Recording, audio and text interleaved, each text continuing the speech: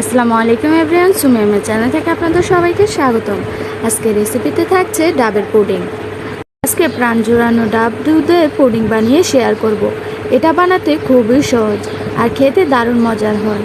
এই পুডিংটা সেই সাথে অনেকটা এনার্জি দেয়। এই পুডিংটা বানাতে আমাদের লাগবে একটা ডাব। ডাবটা কচি ডাব লাগবে, এভাবে কাটা যায় কচি ডাব। এখন এই ডাবের পানিটা ছাঁকনি দিয়ে ছেঁকে নিচ্ছি। ছেঁকে নেওয়া হয়ে গেলে এই ডাবের পানিতে দিয়ে দিচ্ছি 1.5 চা চামচ আগার আগার পাউডার।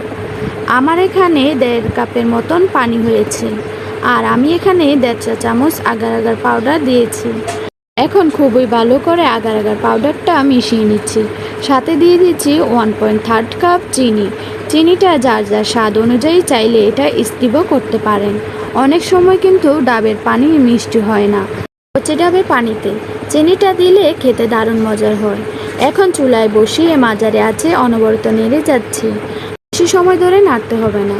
2 থেকে 3টা বলক আসলে এটা চুলা থেকে নামানো যাবে। তারপর এইরকম পরিষ্কার একটা পাত্রে ঢেলে দিচ্ছি।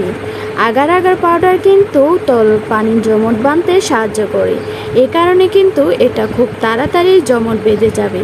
এটা আমি নর্মাল ফ্রিজে 5 মিনিটের জন্য রেখে দিচ্ছি। তারপর হচ্ছে এরকম জমাট বেঁধে গেছে।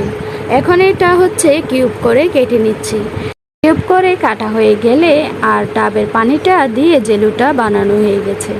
এখন এটাকে একটা সাইডে রেখে দিচ্ছি।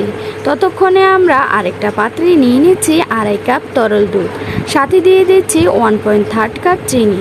চিনিটা যার যার স্বাদ অনুযায়ী, আর চামচ দিয়ে দিচ্ছি আগার আগার পাউডার। এখন সবগুলো উপকরণ একসাথে করে মিশিয়ে নিচ্ছি। খুব ভালো করে মিশিয়ে নিচ্ছি। মিশিয়ে নেওয়ার পর চুলায় বসিয়ে দিচ্ছি, আর মিডিয়াম আঁচে রান্না করতে হবে। এই সময় নাড়া বন্ধ করা যাবে না। মিডিয়াম আঁচে জাল করে নিয়েছি, আর বেশ কয়েকটা বলক উঠেছে। চুলাটাকে এখন বন্ধ করে দিয়ে দিচ্ছি। দুধটাকে পুরোপুরি ঠান্ডা করে নিতে হবে। এখন এভাবে নেড়ে চেড়ে ঠান্ডা করে নিচ্ছি, আর নেড়ে চেড়ে ঠান্ডা করতে হবে এটাকে, তা না হলে এটা জমে যাবে। যখন এটা কুসুম গরম থাকবে ওই পর্যায়ে হচ্ছে যে বাটিতে আমরা পুডিংটা জমাবো, ওই বাটিতে ঢেলে দেওয়ার আগে যে ডাবের জেলুটা বানিয়েছিলাম ওইগুলো দিয়ে দিচ্ছি। তারপর হচ্ছে দুধের মিশ্রণটা দিয়ে দিলাম, আর উপর থেকেও আরও কিছুটা জেলু দিয়ে দিচ্ছি। আর ডাবের এই জেলুটা খেতে অনেক মজার হয়। এখন এটা নর্মাল ফ্রিজে 5 থেকে 6 মিনিট রেখে দিলেই খুব সুন্দর করে জমে যাবে। এখন ফ্রিজে থেকে নামিয়ে সাইড থেকে কেটে আলগা করে নিচ্ছি।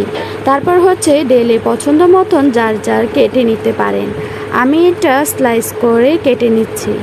আর এই পুডিংটা বানাতে খুবই সহজ, আর এটা খেতে দারুণ মজার হয়ে থাকে। সহজ রেসিপিতে আজকের এই ডাবের পুডিংটা শেয়ার করেছি। প্রতিদিনের ভিডিওর মতন আজকে ভিডিওটাও আপনাদের কাছে কেমন লেগেছে অবশ্যই লাইক কমেন্ট শেয়ার করে জানাবেন। আজকে ভিডিওটা এখানে শেষ করছি। ধন্যবাদ। আসসালামু আলাইকুম রহমতুল্লাহি ওয়া বারাকাতুহু।